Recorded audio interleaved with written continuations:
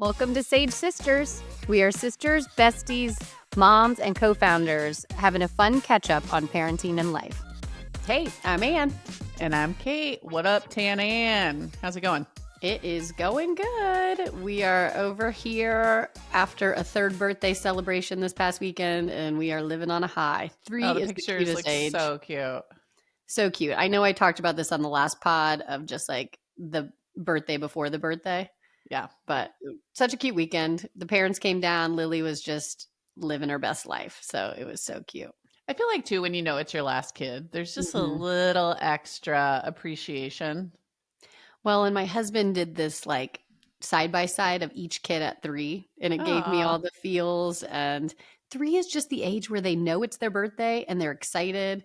And she has been watching on the share drive everybody singing happy birthday to her on repeat, and it's just it's cute. It's really cute. Real stinking cute, Lily. Yeah. So. That's cool. Is that your high or you got another high? No. You want me to jump right in? Let's do it. Let's get moving. My high is absolutely nothing to do with my kids. It's actually the opposite. It is that next week, Phil and I are going to the Masters practice round. We got invited through some friends. I'm so excited. But the high is that my outfit is on point. I found an outfit. I went shopping. I like justified the cost of spending because I needed an outfit. Obviously. Fit check for the Masters is important. It's important. Okay, I agree. I think it's a vibe. What did you go with? Describe the outfit. I got this skort, which sounds sounds bad. So I had to start. I don't think so. Maybe I've been playing so much tennis that it doesn't sound bad, and I'm disillusioned. But it's like a nicer skort, not a tennis skort, from Anthropologie, and it's green and white checkers, like a houndstooth or a plaid.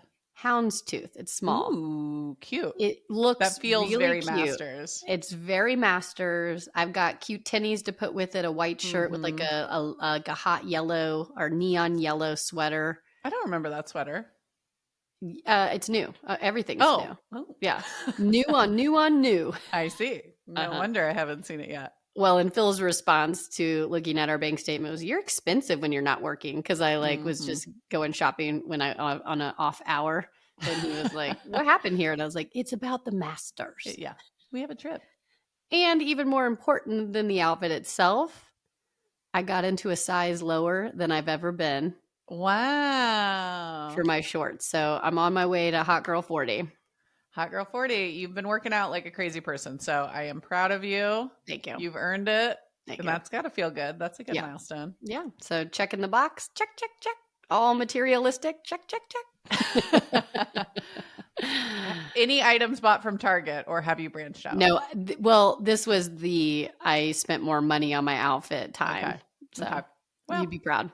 I'm excited to see it. I'm also, yellow is very hot right now, and I am looking for, is it a pale yellow? Is it a highlighter yellow? No, neon. It's like a highlighter yellow sweater to go with the like white with a darker green pop. Plus it makes you look so tan. Totally. I'm getting spray tanned. Ooh, you're really going all out. So look at her. She knows Anyways, it. Feeling excited. So what do you do at the Masters? Is this like even on a practice round, you walk around and follow them? And yes. Truth be told, this is my first time. But what I'm told is that it's beer and wine only, which I thought was interesting. That kind of put me in like I wanted a Bloody Mary vibe. I wonder if that includes seltzers. I don't know. Anyways, I'll report back. But you go around, it's casual, but you walk the whole course. They have little, they have holes more that are fun where you like, they have like a chip it into a certain hole or something, But yeah, it's just going to be all fun. Obviously you get the apparel. We're going to go into the store, the pro shop and get a bunch of stuff. And love it. We're going to do the like egg salad, pimento cheese sandwich, peach ice cream sandwich, all those things I'm told I have to have. So obviously. Who's watching the kiddos? We are flying in my mother-in-law to watch the kids. Great. Yeah. So she's excited. We're excited. I love when the grandparents can do it because it's like you feel like your kids, like it's actually good for everybody. Yeah. And we're going with friends, and then we also have another friend that will be down there. So it's just going to be fun. It's going to be a fun 2 days. So it seems like a fun one. There's a couple of the golf tournaments that I'm like, I don't know about. And then there's a couple that look like legitimately experiences that you'll remember and seem great. Yeah. So living on a high. What's your high this week? I mentioned last time that I got roped into doing that speech at the auction. Yes. It went well. So that was my high. I was happy with how it all went down. Well, you should also mention what you found, because on the last podcast, we did not say that. Found the fascinator after many wasted hours. And I felt somewhat vindicated by where it was. Like, I was nervous I was going to find it in a spot that I clearly put it in. But no, it was in a weird toy bin, not even with the costumes, like just totally random. I'm thinking either Rosa the cleaning lady, love her so much, no problem if it was you, or Grace. Like, I think it's Grace. I think it's Grace. In the kid toy room, that's got Grace written all over it. You're right. Unless Rosa looked at the hat and thought, this is definitely costume kids. Well, she's not wrong. Well, no, good. But it was probably Grace. I found it, felt good about it. Yeah. I had the speech like midway through the program. I behaved myself and only had 2 cocktails before. Good for you. Thank you. I'm maturing in my old age, because usually I would have been I love that 2 cocktails. Really restrictive. Very. With an event, you go, because there was even a pre-party. So it's like, you got to have a cocktail at the pre-party. Then there's a cocktail hour at the place. So I limited myself to 1 with lots of water. Yeah. So I was in a good sober headspace going into the speech. Great. Now, I will say, the principal spoke before us, and I was doing the speech with my friend Lauren. And what was the speech about? It was just raising money? Raising money, something called Fund a Need. Okay. And every year, some years it's like, we need new playground equipment, and that's this year's Fund a Need. Okay. This year, because our district is taking like a massive budget cut next year, it was about funding the essentials. And that's everything from projector light bulbs to repairing things around the school. So it was like the not sexy stuff. So long story short, the principal went before us, teed it up, and introduced us as Amy and Tina. I could have killed her. I'm like, I want the lowest expectation humanly possible. Oh, she was referring to you as Tina Fey? Yes. Oh, hilarious. No, not hilarious. I was literally mortified. I was like, no. Like, floor level expectations. You don't want an intro that sets a high bar. Yeah. It's like being like introduced as Whitney Houston when you're about to sing. You're like, whoa. Right. And I have about Whitney Houston's talent in terms of stand-up comedy. So it was not what I wanted. And then I will say, then I got introduced and the mic was not loud enough. I mean, part of it, people were having a good time. Lots of people are chatting and talking, even when the program's going. So it was like hard to hear. And the mic wasn't loud enough, which is also like, ooh. Yeah. So I start to hit my first joke and the auctioneer stops me and says, Kate, hold it right there. I want to get the room quieter for you, which I appreciated on one hand. And also I had to hit the joke. I had to hit the same joke twice. Like, the comedic timing is everything. I know. I was literally like, okay, I got some notes. I've got some notes for you and I've got some notes for you. This is any notes for yourself or just other people? No, I fucking nailed it. So went up there. Everyone was really nice. I mean, we did fine. I don't know if it was like I kid comedy gold, but I think we definitely like did good enough. People were laughing and not awkward. People were laughing and cheering. Like, we wanted to get the crowd hyped. Yeah. And I think we successfully did that. So great.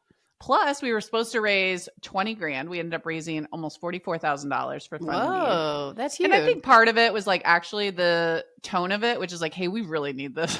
Like, our public school really needs this. I think people were just extra generous because of that. I'm not saying it was because Lauren and I's speech was that good, but I think having 2 moms of kids get up there and put themselves out there just created an energy that people were really leaning into. Poor man's Tina Fey is good for that group. I like it. You know, it's like it's good. You're not going to get Tina Fey. If you get you, that's good. Well, and then the only problem literally was afterwards, they were like, you guys crushed it. You did so good. Can you please do this again every year? And we were like, oh. Yeah, you knew it was coming. We'll see. Set a high bar is never what you should do in your do less year, but good for you. I'm glad you did. Yeah. Anyways, I was happy it went well enough.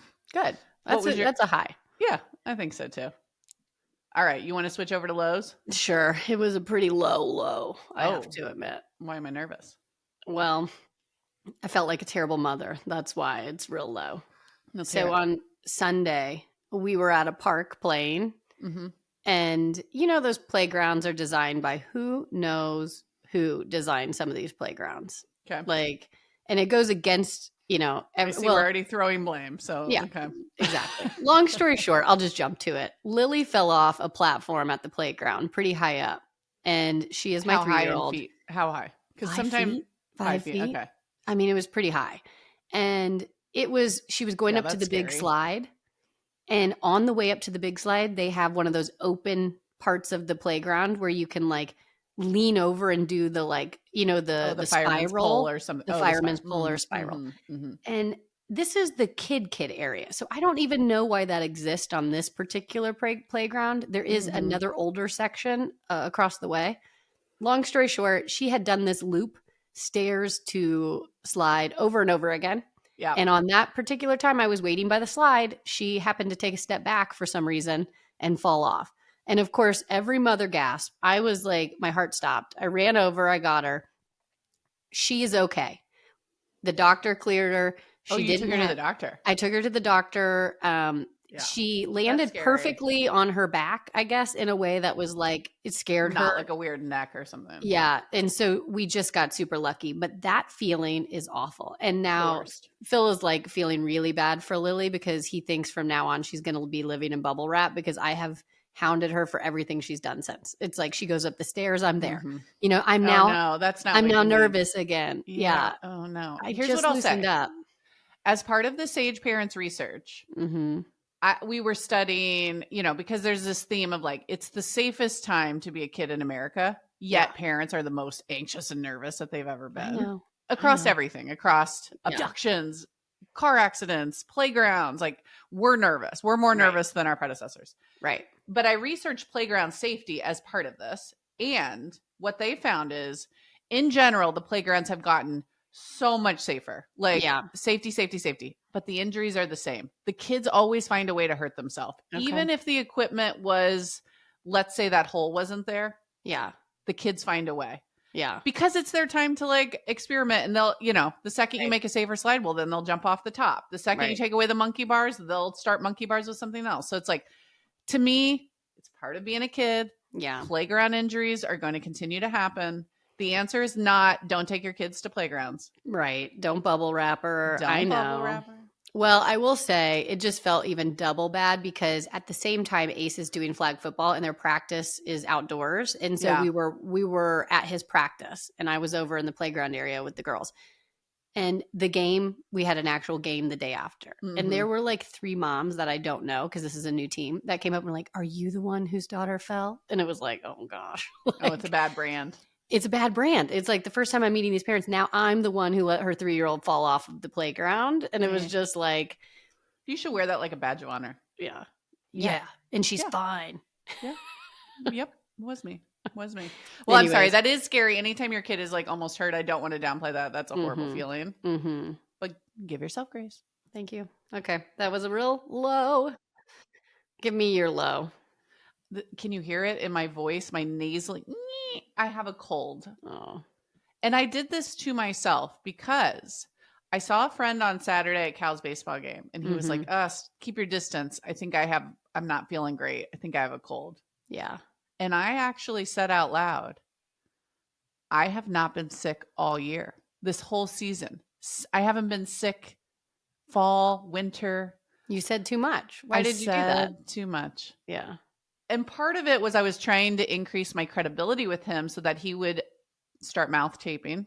Mm-hmm. Mm-hmm. And the second I feel a little throat tickle, which is always like the first symptom, I've been hitting emergency. Yeah. Not helping.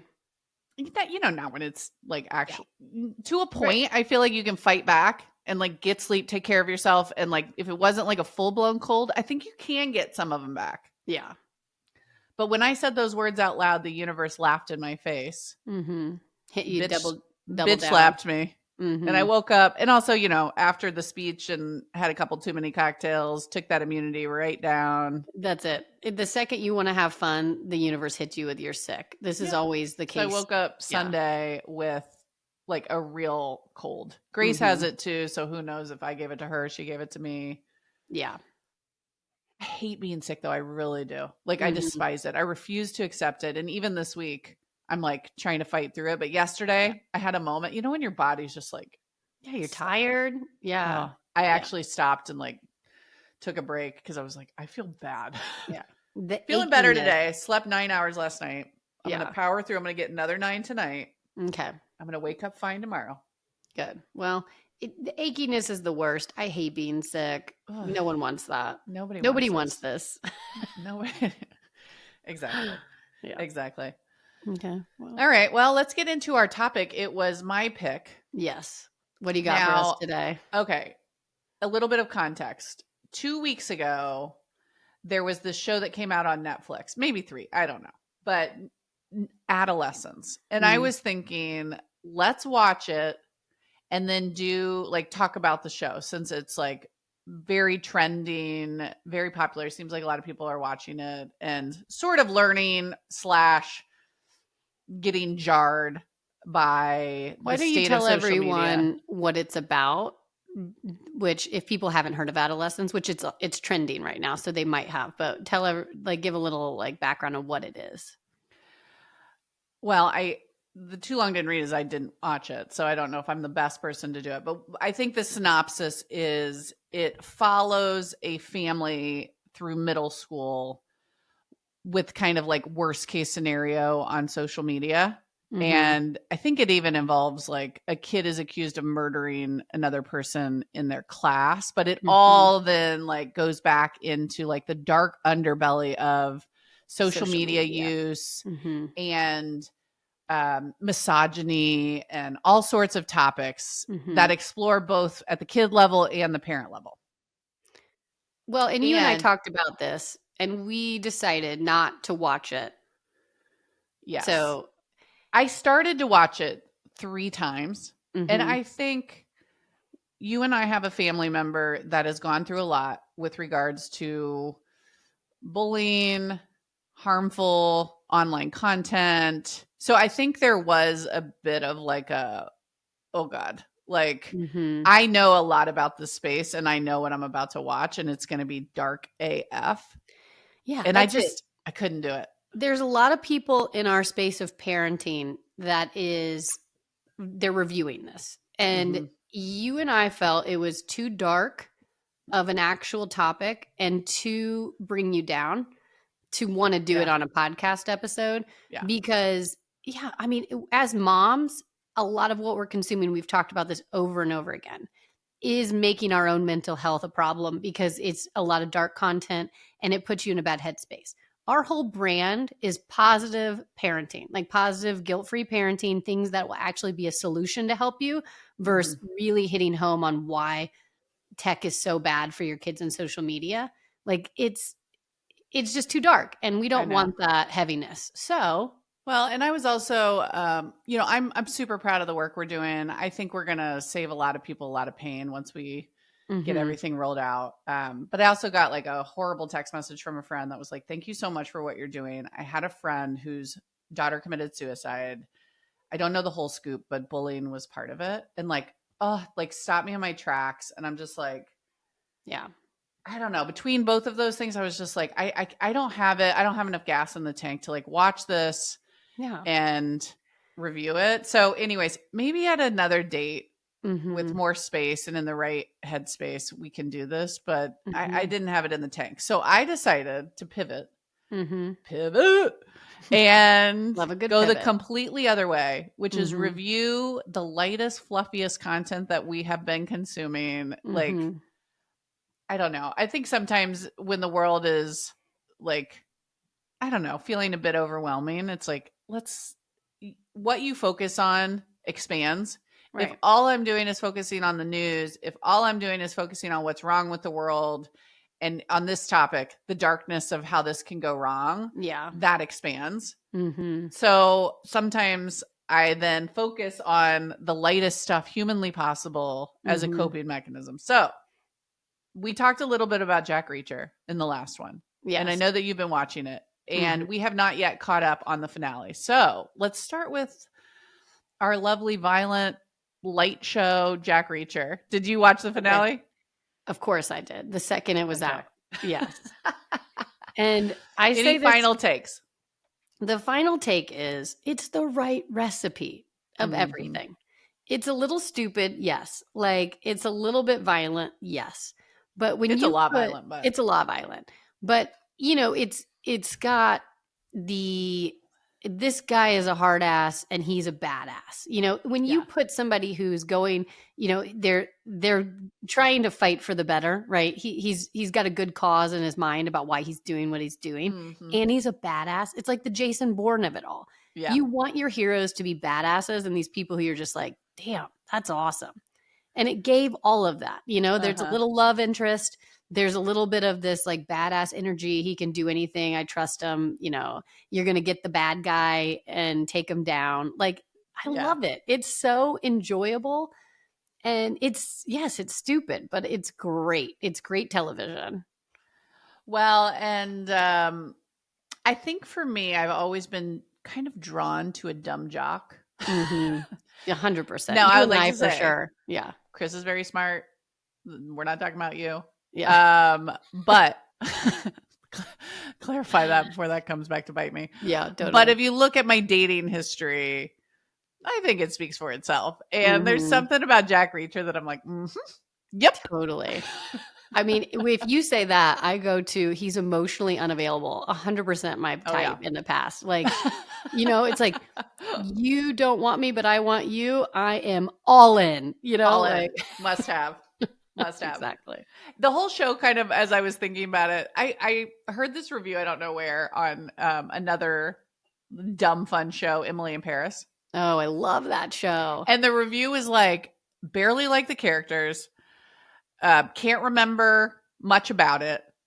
Plot has so many holes. It makes no sense. Love it. Make 1,000 seasons. Totally. And I kind of feel like that's this. It's like, you don't want to pick it apart. You could, It's like, nope. That's not why we're here. Just give me what I came here for. 100%. 1,000 seasons of Jack Reacher would not be enough. 100%. It's like I'm fist pumping at the end of it. I'm loving every episode. It's really, yes, you could poke a lot of holes in all of the plots. Or like, why did they do that? Doesn't matter. It's great. Yeah. Okay. So if I was a TV exec at Netflix or Amazon Prime, I think, which is where this one is, it's like, give us one of these types of shows every quarter. 100%. You know? Yeah. Like maybe you can only make a Jack Reacher once a year. I don't know. Maybe make more, but we need this exact formula. Yeah. Jason Bourne. There's a bunch of like The Spy that would kind of fall in the same category. Yeah. And there's a couple spy ones. We love spy shows, so we've tried a couple. And I think Wild Horses is one of them that's interesting. And actually, some of them they're not light enough though. Like I think some of the spy shows that I'm watching are like too slow, too plot heavy. It's like nope. I was literally just going to say that. It took me 4 episodes to get into that one, and I ended up liking it, but it was too slow. I need a little bit of like immediate gratification if I like this. The Keira Knightley one I talked about, Black Doves, also hit you with a lot in episode 1. It was great because it was the right recipe, you know? Not too serious, well, very dark and heavy, but like not too like drawn out, not too realistic. It's like hit you right away with all the stuff, you know? Yeah, not too realistic was right. I had a hard time. I'm like, this broad weighs 90 pounds, and she is just whooping ass on people 3 times her size. I was but like, don't you as a female love that, though? It's like, I needed that. I needed it. I wanted a stronger, thicker woman. Maybe that's just speaking to... I needed a hit more believability there. But I liked it. That one, again, not as much of a candy factor. That was a little bit more of a steak and eggs. I don't even know where I'm going with this analogy, but like I like Jack Reacher was, I do too, but what is but it's not candy. Oh, okay. It's not candy. Jack Reacher's Eggs Benedict and she's steak and eggs. Is that what we're talking about here? No, I was saying he's candy. Black Doves is a bit of a meatier show. It's got a deeper, more complicated plot line, and it's got more substance, which I think can be good, can be bad. But what I'm talking about is a bit of a nothing burger, candy. Hit me with it. I mean, he's eye candy. Is that what we're still talking about? Yeah. Maybe. Yeah. Okay. I don't know. Yeah. But I will say, they always say, and I don't know who they is, but they always say, the people who make the best spies are the ones you wouldn't suspect. Is anybody suspecting the 90-pound Keira Knightley to be a spy? No way. No way. Is she a mom in the show? No way. So she probably is the actual spy in real life. Just, food for thought. Mm-hmm. Chris always tells me he'd make a good spy. I'm like, in what world? Yeah. You're 6'8". Yeah. You're the worst spy. People are looking at you. That's a little bit like Jack Reacher. He's so slow. He's so slow. You can't track anyone. They're going to leave him in the dust. 100%. He's the worst spy. He's disillusioned. I will say the same about Jack Reacher. It's like, who's not noticing that guy? I know. Yeah. Makes no sense, but that's the fine. Second you look at him, you're like, yes, he is.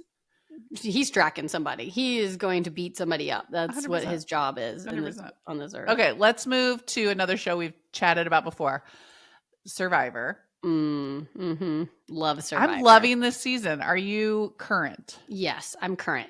What season is this now? 42? I forget. No, we're on 48. 48. Okay, never keep up with it. They're already casting, and social media is a buzz about who's going to get cast for season 50, which is a all-star season.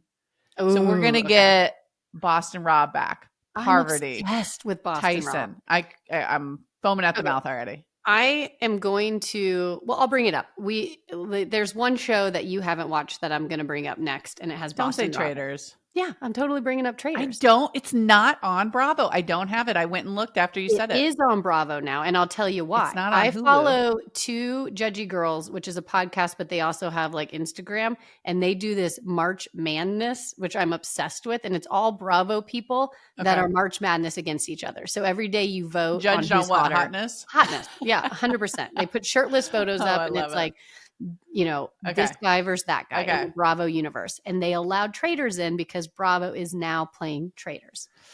It's not on Hulu, which usually the Bravo content I get through Hulu. So maybe I need to dig deeper and get a specific Bravo subscription. I don't want one more subscription. No, we're digging in. It's on Bravo. Boston Rob made it to the final 4. I think. Don't tell me. No.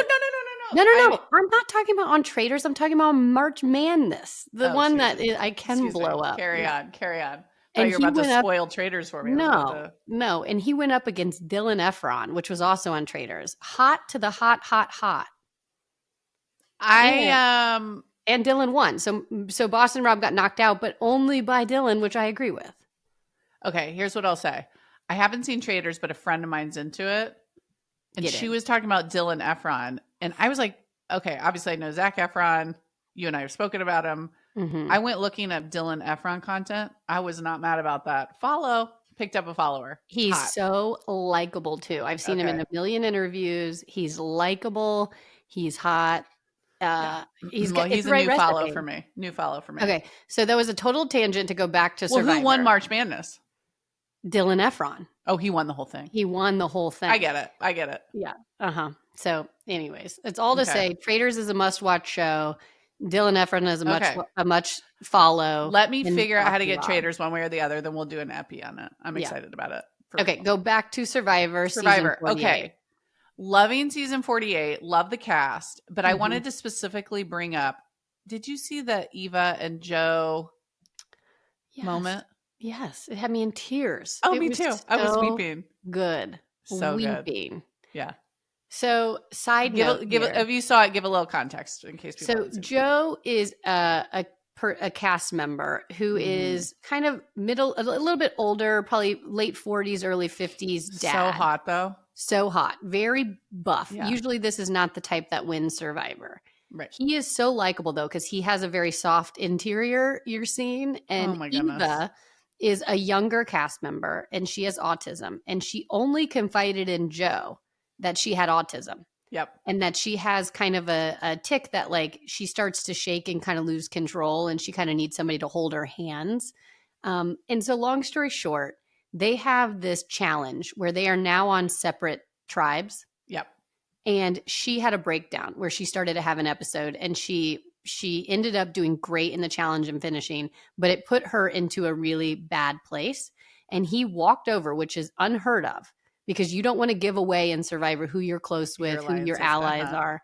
And he walked over and he grabbed her hands just like she told him that she needs. Oh. And they had this moment and she started to calm down and everybody was watching it. Jeff, the host, was crying. Oh. It was so sweet. In 48 seasons, I've never seen a tear out of that man. I never. And it was like, forget the game for a second and just be human. Yeah. And every single person on the cast was like taken back in a great way.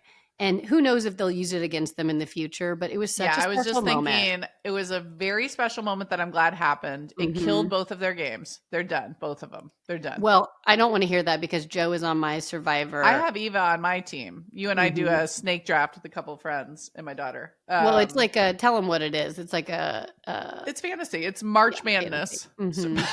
Not on hotness though, but on who's going to make it on Survivor. We do a snake draft on contestants after the first episode. Yes. And then the winner gets cheesecake. It's very fun. It makes the show very fun to root for. And Joe's on my team, so I don't want him to go down. And I'm in love with him now. He's like the best dad. There's not a woman across America that's not in love with Joe after just his showing so far. But I'm proud to have him on my team. Well, good. You can. No one wants to sit by Joe or Eva at the end. They both are so likable. They have great stories. Like everybody loves them. That's how they just shot themselves in the foot. I'm sorry to say, because it was such a magical TV moment. I'm so happy they did it, and they won't win because of it, but that's okay. They'll go down in history as just good people. I agree. Maybe they'll do like a season where they bring back fan favorites. Both of them could be on that. Yeah. Well, anyways, and this whole season is great. All of the final what do you call it when they vote them off? What's that? Why can't I think of the tribal council? Tribal council. Thank you. Couldn't think of it. All of the tribal councils have been so good. Like surprises, enjoyable, like fun, blindsides. It's great. It's fun. Okay. I know you and I in the past have also both watched Top Chef. Are you up to date on the current season? Of course. Okay. Of course. I love Top Chef. Might be my favorite show of all time. What? No, too far. I know I went too far. Usual. But I do Especially really when you're such enjoy a Bravo it. girly. Your Bravo team. Well, I guess it is on Bravo, but it is on Bravo. It's not the same. It's not. Okay, you're right. But I really like it. Yeah. So yes, I'm watching it. There's 3 episodes out. I'm into it. Destination Canada. Yes. Now, Padma gone. How are you feeling about that? I am equally obsessed with Kristen as I am Joe on Survivor. Like, I love Kristen. She is. I was worried about Padma being gone. Yeah. Anytime you lose like a OG, this is what made the show. She was the host for how many years? So many years. Well, I like Padma, but I'm a little bit like Padma who? Kristen Kish is killing it. I have to admit, like, I'm not a jealous person, but I think Phil had a real crush on Pamela, or what's her name? Padma? Pamela. She has you need coffee like Pamela. What's going on over there? Pamela. I was just thinking, I think he's attracted. She's very voluptuous. So Joe's got your mind in an absolute scramble. So Phil likes Padma. So I think that I kind of like Kristen now too. It's like less like, hotness on the screen. Jealous Jan. Anyways, I'm loving Kristen for so many reasons. She is, first of all, her style's on point. She's crushing this host game. Seems so cool. I'm like, if I could put TV characters that I really want to be friends with, she'd be up there. She's cool. Yeah, I agree. You kind of want to be her. You're like, I want to dress like her. She's got a cool vibe. Well, I definitely want her waistline. Yeah, that's for sure. Anyways, she seems legit cool. Loving it. Now, it is funny because my kids are like, why do you like this show? You can't cook. And I'm like, there is something interesting to reflect on there. Like, I can put together a bad family meal, but it doesn't taste good. You're getting better. You're getting way better. I'm getting way better. And it's not a passion of mine. And yet there's something about watching these, like, I think I just love competition. Yeah. Maybe that's what it's scratching. But I was curious for you. Like, you are a great cook. Like, is it about the food for you? Is that a layer? here's the thing is, it's these people are the best of the best. I'm not cooking like this. So I do think it's about the people and the competition. And it's almost like the caliber of like the best of the best coming together in a competition is exciting. You know what I mean? Uh-huh. It is a little bit about the food of like, oh, that's super creative. I've never heard of that before. But no one is cooking like this at home. Okay. You know what I mean? Yeah. So it's like, I didn't know if it was inspo for home chefs. Maybe. Not for me, but I'm not going and piping stuff now or placing things with tweezers on my kids' food. Like I'm not getting with a inspo. dino nugget, just placing a little piece of herb on top of their dino nugget, in which case they wouldn't eat it because the herb is on it. You know, it's like 100%. I'm not getting inspo to go home and cook what they've cooked, but I am really just inspired by how good these individuals are, and the resumes of these people are insane. And I will say a lot of the past cast members now have restaurants or did, and I love to go to these restaurants when we're traveling. Like I know, that it's like why they're getting the best of the best, because if you do decently well, you'll get a huge following in real life. 100%. That helps your restaurant. Yeah. Totally. And I will say, like, if I see any of them out in the wild, I get a little more excited about seeing a Top Chef contestant than I do like a celebrity that. Well, they are. Yeah. 100%. You know. Now, I feel like Tom is leaning into his grumpier side, and I'm here for it. It's working. I like it. And Gail, I don't know, is she more likable than she used to? I don't know if I'm just like in a soft spot, but it's like I feel like she's been great. Yeah, she's more likable. And I think her and Kristen kind of have a good like connection too. And all three of them working together. Like, yes, I enjoy Gail being more a part of it now, I think. Me too. Yeah, I'm into that. Now, what contestants are you liking so far? Do you remember their names? Yes. I have 3 that I'm rooting for currently. And they're all male actually, but usually I have like a female. But in this cast in particular, I'm really loving Massimo. Oh yeah, he's hilarious. He's from Canada too, but I like his vibe. He's funny. He's got a couple one-liners. I'm super into Vinny because Vinny seems really secretly good. Anytime. I don't think it's secret. Well, it's true. It's like he made a good. souffle on one of the episodes and everyone's like, that's the kiss of death. And he crushed it. You know, I feel like he's crushing things where everybody's trying to say, wouldn't do it. And he's then got to be a front runner. He looks legitimately so talented. Execution on point. And then Zubar, I think I'm saying that right. The other contestant, Zubair. You're talking about the one from Chicago with the famous chicken? Famous chicken. I want to eat that chicken sandwich. I wanted that so much. I was like... Yeah. And I think he's like really, really kind of good in the Chicago world. And he seems a little bit like modest in a good way. Like he's Chicago. And I love that. I love the Midwest. Who are your favorites? You know, I did love the Russian woman. I was so sad. Sorry if this is a spoiler, but I was rooting for her. She was a fun character. I wanted to see more of. I also really like Lana. Seems like I've seen her somewhere. Is she on another show or... I don't know it. You don't know? No. She's likable, but also something I'm like, you look so familiar. But anyways, like her a ton, rooting for her. Love all the 3 that you said too. Fun cast though. There's a bunch that I like and could get behind. Some of them I don't know well yet. 3 epis in. Yeah, it's too soon to tell, but it's just a great watch, and it's one that you can throw on with the kids in the room in the background if you needed to, or it's just real light. Yeah. Totally. I also started watching Next Level Chef.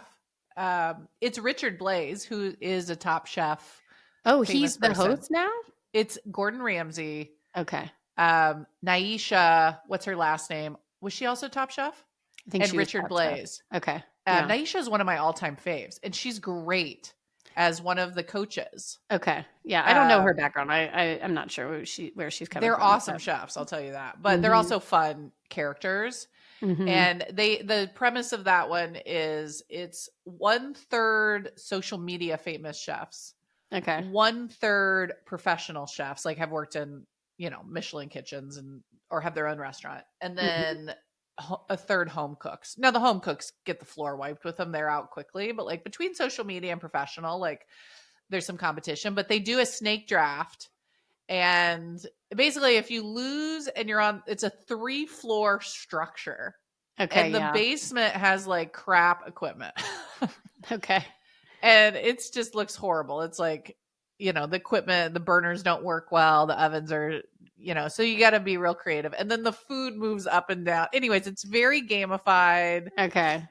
They only have 20 minutes to cook, which is nuts. Mm-hmm. And these are not professionals. These are just like home cooks. Mix. Home cook, social media, some profesh. Okay. But depending on how you do, you start at different levels. So it's like you lose, you go down, you win, you go up. Okay. It's fun though. It's dumb and fun, and my kids are into it. And seeing like in 20 minutes, you have a lot of things that go wrong. Mm-hmm. So you have a lot more of like food didn't make the plate, or like, oof, grabbed a wrong ingredient you got to use, and that's going to be a nightmare. It's like a little bit more silly. I think Gordon Ramsay too is an enjoyable character on TV. Like he's playing a bit now, right? Like he's softened, though. He's maybe like he used to be known for being a real dick, like on Hell's Kitchen, and like I never really got into those, but it's like he still plays that up a little bit. A little bit. Yeah. It's part of the brand, but it's he's way more likable. And maybe he always was. But just my mental model of him was like, I don't want to watch a stressful show where like somebody's yelling at somebody. It's like, that's my nightmare. I agree. I never got into Hell's Kitchen for that reason. I thought there's a couple of them like that, but I think this one is fun, and he's great. There's like jokey banter with him competing or like kind of yelling like, "Ooh, big mistake," but like nothing. It's not intense. He's not screaming. Okay, I like it.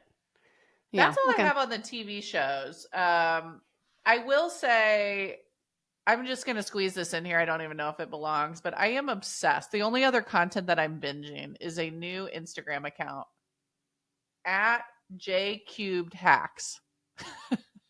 Okay, we'll link it. That seems tough to find right away. I know. We'll link it in the notes. There is a series that she is running, which is she gay or is she a women's college basketball coach? I tagged you. Did you watch any of these? I did. And she is really funny. It is really funny. The breakdown's hilarious. Her delivery of like the reveal. Slay me. Anyways, if that sounds remotely interesting to you, and obviously like for me, I played college basketball. I like love me a lesbian. Like I just was crying over this content, and I like knew half the people that were being evaluated. I was like in tears. Yeah, her analysis and timing, comedic timing. She's so funny. It was humorous. I liked it a lot. It's a good follow. So that was some good light content that had me rolling. And I think there's like 10 or 12 couple minute episodes now, and I was like, I binged it. I want more. Yeah. So funny. Good one. I like that one. Do you have any other content that's bringing you levity and joy? Why don't we move into some podcasts you and I have talked about lately? Okay. Yeah. Which the first one that comes to mind is obviously one of the number one podcasts in the world, Call Her Daddy. But I think she's had a couple guests lately that fit into kind of the parenting topic. Yeah. Anytime the podcast has like an interview format, I don't watch them all, but if I like the guest, I'll watch it. So I think Alex Cooper, who runs Call Her Daddy, is super talented. I like her. And she's so refreshing. Beautiful. She's so pretty, but she's also just refreshing. I think like at first I was kind of like anti wanting to follow Call Her Daddy because of some of the drama with her past co-host, which I don't even know. It's just you heard a little bit from articles that they co-hosts split up and there was some arguments and whatever. This is years and years ago. Yeah. And so I just didn't follow her right away. And then I just started to see clips, and she's obviously very popular. But she's refreshing. She's an entrepreneur. She kind of feels like a badass, like I don't need you. I'm going to do it on my own type of vibes, which I like. Well, that's the whole daddy thing. Yeah. Right. Which, so, I can get behind women empowerment. 100%. So I like her, and I do listen to her podcast on occasion, and more than on occasion. And yeah, did you see the good one maybe a couple weeks ago now? But Ellen Pompeo from Grey's Anatomy. Yes, that's the one I was thinking of. So she went viral recently on her interview because she was kind of talking about parenting in a positive way. Yeah. Which it was all about, like the clips she was talking about were like all about how parenting makes you feel split. Like you are no longer the person you used to be.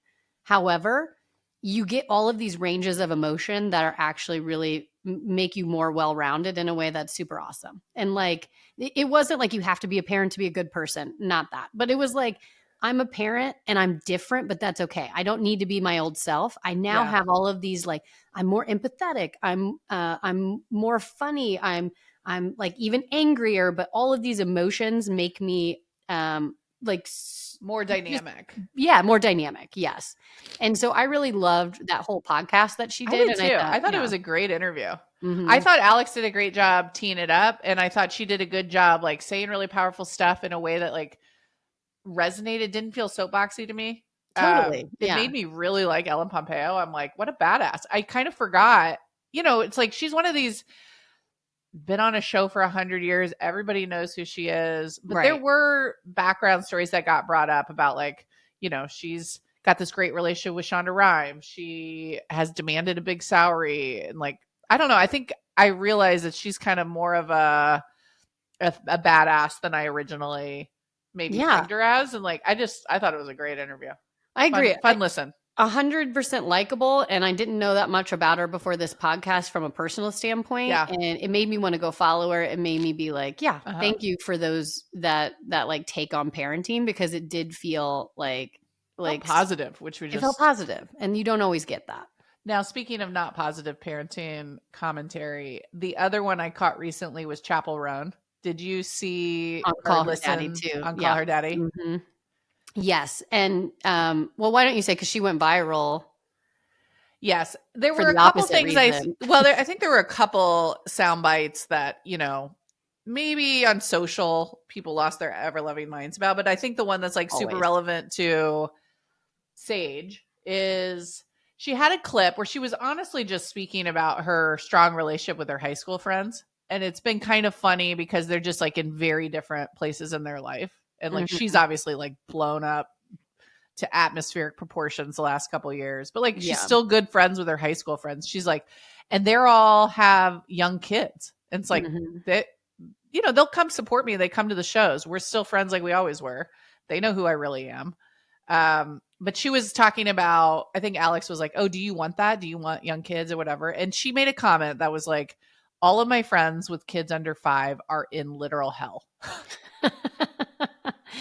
Yeah. And that comment, it made a bad soundbite that I think like took off online. I thought when you listen to the whole interview, it was like one part of a much bigger story about how she's like basically great friends with a lot of real people, which I thought was like quite connecting. Totally. And I think it like from a lot of people's perspective, a lot of people with young kids, it's fucking hard. And And the take is that those people are in survival mode because their kids are young and I mean, she's not wrong in a lot of cases, but it does paint parenting in a negative light. And we always talk about that. There's a lot of positives even in those survival years that, one soundbite isn't going to bring up. So she got roasted. But she got roasted alive, and all these people felt like they needed to show how great their life was and how much they loved their kids and how happy they were having kids and like comment on it, which I honestly just thinks to the level of her stardom. Like she can say anything. People are going to have to respond. But I don't know. I also think you and I have touched on this before, but it's like the portrayal of parenting and even young, early parenting online is so negative. Yeah. And that's because it's funny. Like you can trauma bond with people who are also tired. Right. And who, whose 3-year-old is acting insane and biting people or whatever it is. It's like, that's the content that kind of plays in social media landscape today. So I do think that's contributing to like a generally more negative vibe of early parenting, and early parenting is legitimately has its challenges. Well, and it's like misery loves company. You relate immediately to a quick video on the hard part of parenting more than you do on, last week when it was easy on this particular day. That one doesn't sit with you as well as, the one of your child falling off a playground. It's like these things go viral for a reason. And she said it in the right way if you listen to the whole thing. But also, I liked Ellen's version of parenting a lot more than that clip, So it's. But in fairness, Ellen's kids are older. Like she's not in the. Well, and it's not like Chapel's even a mom. I think that's like what other people were saying. It's like she's. But again, it was like an innocuous comment about how her friends don't care about her because they're busy and right. The other thing people like roasted her for in that interview was she was basically saying like, I'm not an expert on all things, but because I've gotten like this huge celebrity now, people ask me opinions about all sorts of stuff. And I don't like know. what, political or political things. I think it Okay. was mostly political things. Yeah. And I think there is a pressure for celebrities to like use their platform to support specific causes. And I think certain fans want that. And I think she's taken heat for not doing that and like placating the masses, if you will, versus like taking strong stands. And I think maybe because she's gay, people have a higher expectation of her being outspoken on that. And she's like, I am not an expert. Like I'm an artist. I'm a musician. Like I don't need my celebrities to be experts at everything. Right. I know it's controversial, but I don't disagree with that for her. Like if that is not the stance she wants to take, or if she doesn't want to be vocal about her personal life, I think that is 100% great. And if people do want to take a stance, that's good too. It's like, I see both sides of this, which is like, I don't expect every single person who's a celebrity to have a stance on everything.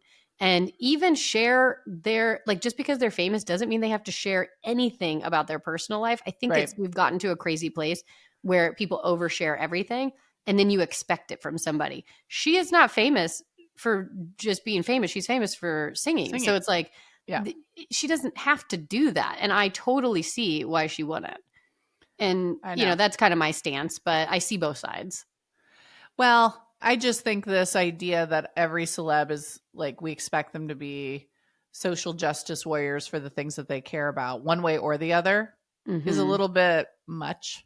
It's like, we kind of talked about this last week. It's like, I don't need I can separate art from artists. Like I don't need the artist to be a fully baked dimensional thing that I'm agreeing with every dimension before I like their art. It's like, I don't need that. Well, we said this with Tiger Woods last week as like, he is the greatest golfer of all time. Do I need him to be a good person in his personal life? Not when I'm talking about his golf game. It's like, you can separate the two. And I just am a huge advocate of privacy. It's like people nowadays share too much. And I have always been pretty private. And I respect that. And it's like, we're getting less private a little bit with the podcast and different things, but it's like, if people want to be private, let them be private. It is not the like world audience. Like we don't need this from people. Like we expect too much, I think. Well, something that's coming up, and it's kind of related to another podcast host, but Kylie Kelsey's podcast. I like her. It's what's her husband's name? It's Travis's brother, Jason. Excuse me, that's embarrassing because I'm a football fan. Sorry, Jason. Yeah. You're awesome too. You're hilarious. Anyways, Kylie. But I kind of do. Side note, I kind of love that you knew Kylie over Jason. That's kind of fun for her. Well, she talk about a likable woman. I find her, maybe because she's got like Midwest roots and she feels like someone we're friends with. But maybe everybody relatable. God, she's great. Anyways, love her podcast. It's really fun. I think she's doing a great job. But she had a kid recently and then did a podcast like a week or two later. 2 days ago. 2 days ago, she had a kid and she did a podcast. It just got picked up with some news too. I think People picked it up and other things. She recorded or did she pre-record it? But anyways. No, she recorded. She had the baby in her hand. Like it was the cutest little baby you've ever seen. But she had a 2-day-old.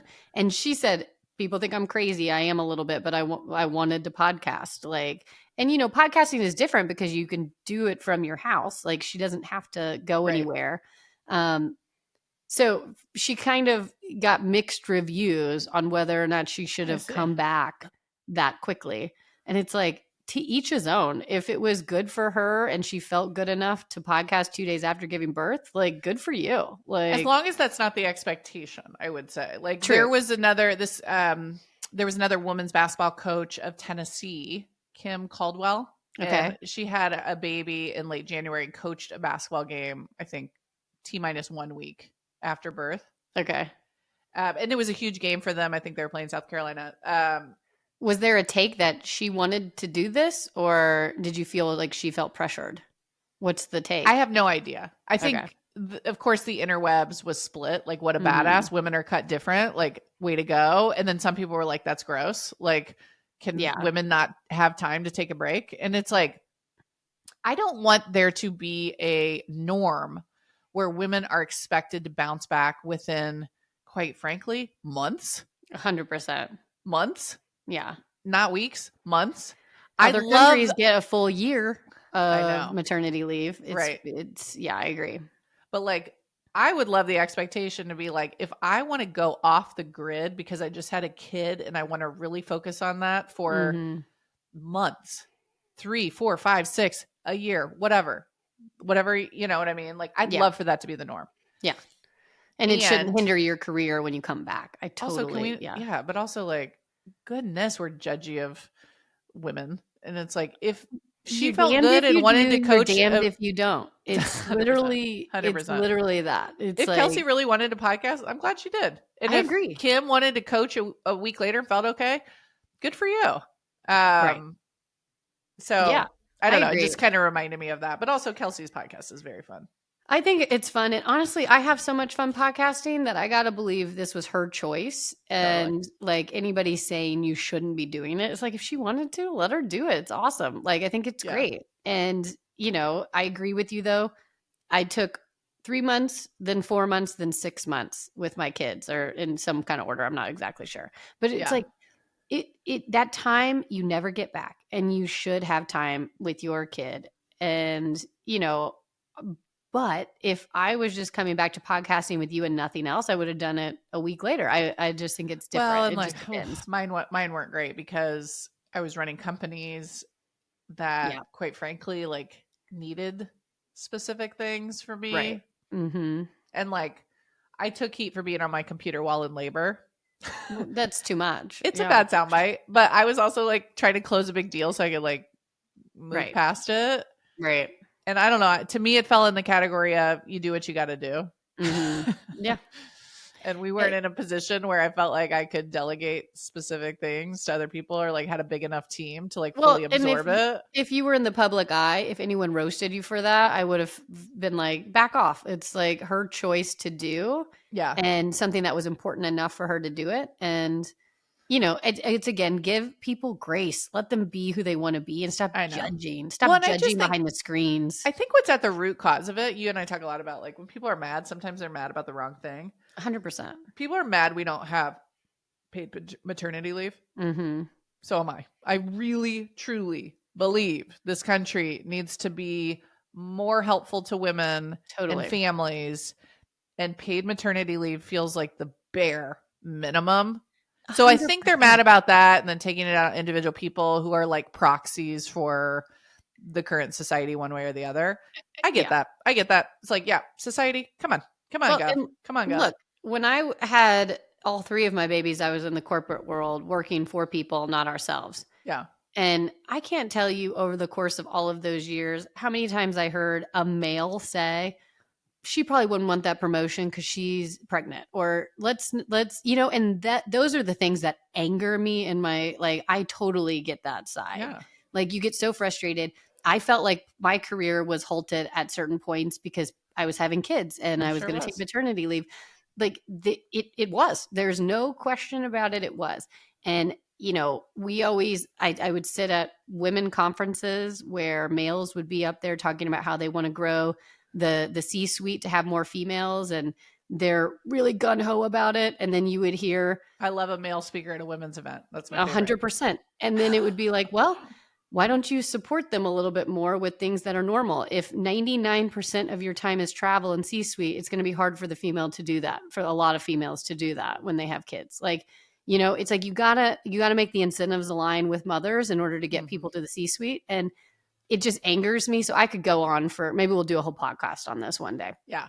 Like, but I could go on. It's anger over here that's taken out, like, on individuals over here. But if Kylie wants to do the podcast because she likes it, if you wanted to close that deal because you wanted to, like, it's completely different. Like, don't go after the female, go after the society of what we've done here.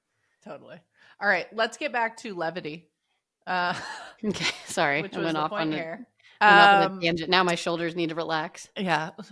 One more podcast I've picked up just recently. Amy Poehler has a new one. I think there's only a few episodes out, but it's called A Good Hang. And the whole point of it is that it's light. She was just like, I don't want to have a cause.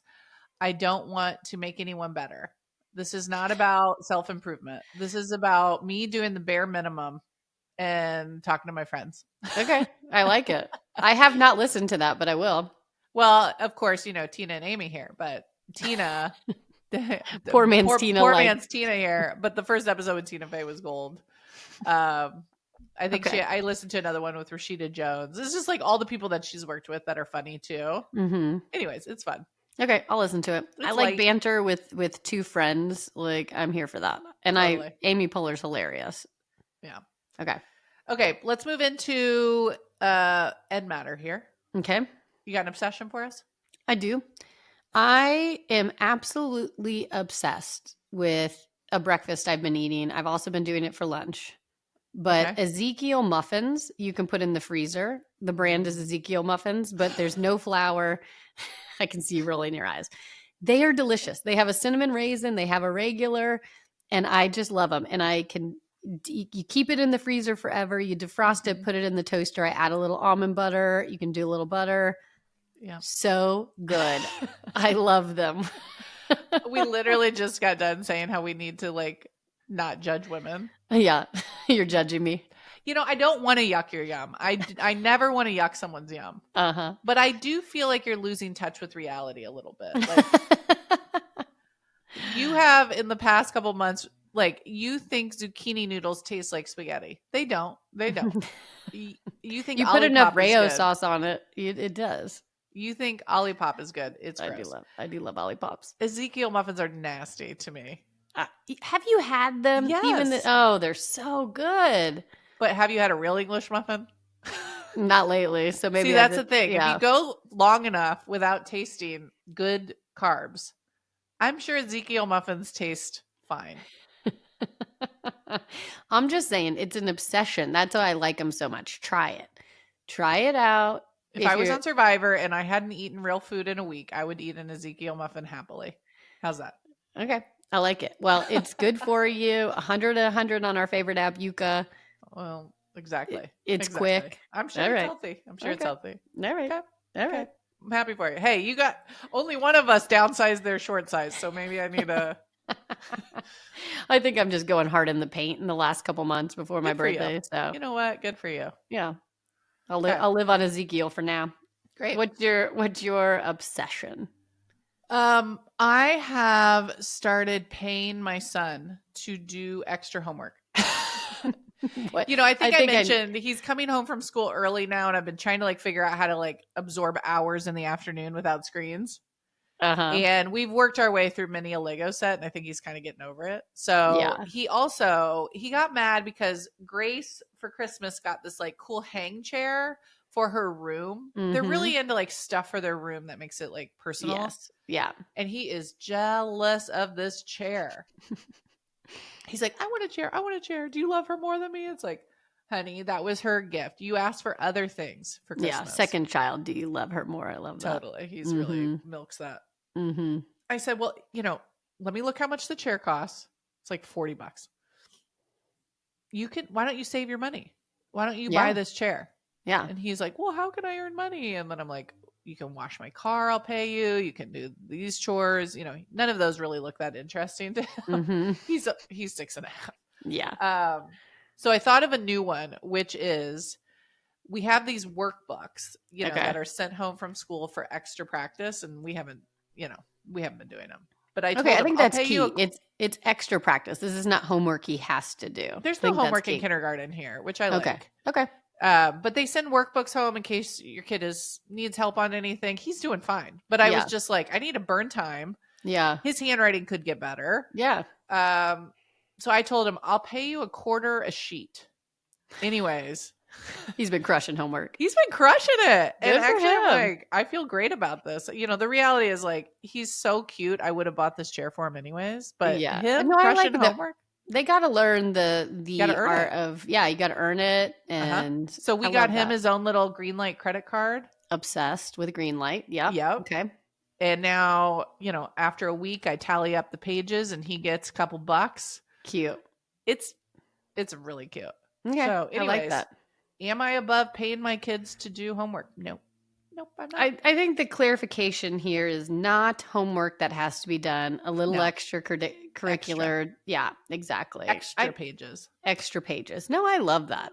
One, you introduced us to Greenlight. I have been doing little chores and different things with our kids too. And some of them's like, hey, can you watch your sister while I'm finishing up an email? And they're like in the room or right next to us. Like those types of things, those nice to have the little incentive to do it as well as just little chores, but they're loving it too. And they love to see how much they have in their bank account. Like Grace is becoming a little bit of a nightmare. The other day I was like, hey, I'm out of toilet paper up here. Can you bring me a roll? She was like, I will for $1. I was like, that is good. That is good. And I was like, okay, let's see you working. Wait till I'm vulnerable on the toilet, and then you're absolutely like, okay, what am I going to do here? I have to do this. Well, and I already gave her the speech, like, you're not getting paid to clean your room. You're not getting paid to do the bare minimum. You wash your own dishes after, like this is your rent. You're staying in my home. You're going to do some stuff because of that. But then she's like, this feels like a little bit more than that. Like, so I like the entrepreneurial spirit. I absolutely do. Ace recently told us that he is trading gum. We bought this big bin of like gum for baseball because Phil was the coach and he passes it out at the games and stuff when they do different things. So Ace has been taking gum to school and trading for things. Ooh, love that for him. And so they have these little like tickets that they earn at school for doing good things. And then they can turn those tickets in for awards. And he's trading people's like tickets for gum. I don't know if he'll get in trouble, but I do love his entrepreneurial spirit. It's like the coolest thing when you are an entrepreneur and then you see your kid be like doing it without anything. It reminds me of when you were younger. I remember, I was going to say, it reminds me of when I sold you and Sarah's clothes and you didn't like that as much. Yeah, you sold our clothes to people in high school. What a brutal, like, what is middle school? It was middle school. Cool. I thought it was high school. I think I was in middle school. I think you and Sarah were in high school. Well, it's neither here nor there.